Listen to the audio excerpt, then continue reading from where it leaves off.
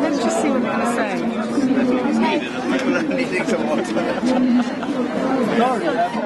I'm very proud that you are all here and that you are here. The result of the election is an absolute disaster. We cannot rely on party politics anymore. We now are reliant on ourselves and the trade unions. 3 cheers for the trade unions and for John Burgess and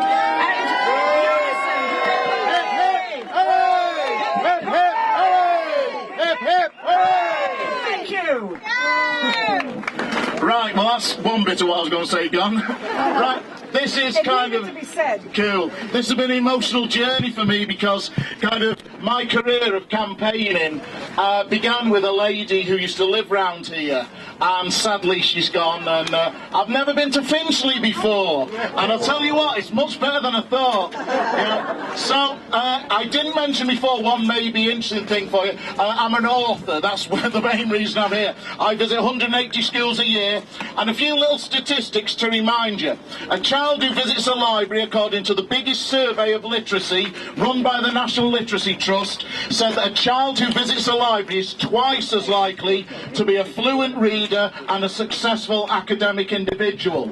Another survey said not only that, but a child who is a good reader, who absorbs reading, and reading is immersion, reading lots of material, fiction, non-fiction, poetry, magazines, a kid who accesses the literacy code is actually twice as successful in scientific reasoning and mathematics. Now this is really interesting, and that means libraries founded actually in the modern sense in 1964 by a Conservative government, not a Labour government, a Conservative government, and what we stand here as a possibility is under a Conservative government that's just come into power, we could actually see the disintegration of the second most popular public service in the United Kingdom after the National Health Service. And I'd say to anybody here, who, I doubt there's many here, but any of the public, if you voted Conservative, is that what you voted for? Is that really what you voted for? The disintegration of a service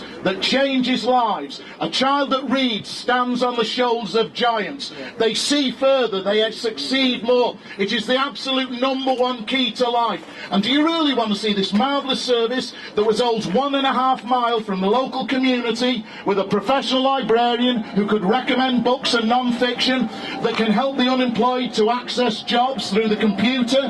Many of them don't have computers at home, that can avoid sanctioning by accessing information. Do you really want to see the disintegration of that service? Handing over a paid public service that costs only £999 million a year to an uncertain future, with volunteers, and volunteers have nearly tripled in this country. No problem with volunteers supplementing a service or doing it as a last resort when the service is gone. But oh my God, do we want to replace trusted public servants with volunteers with a very uncertain future? All the issues about safeguarding and access, do we really want that? And that's why we're here today. Here today, we have raised the banner. After the election, they said we'd all be crying on our beds. And I tell you what, in the middle of Finchley, the last thing I expected was a vibrant, noisy demonstration.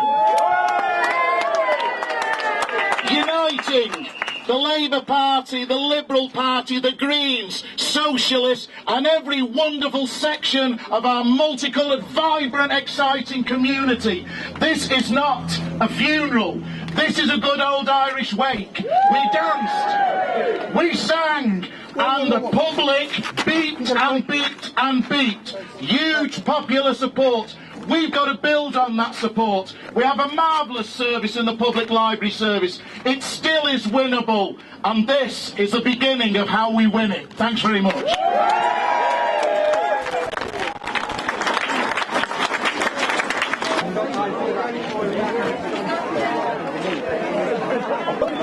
Last time! Save Barnet Libraries! Save Barnet Libraries! Save Barnet Libraries! Save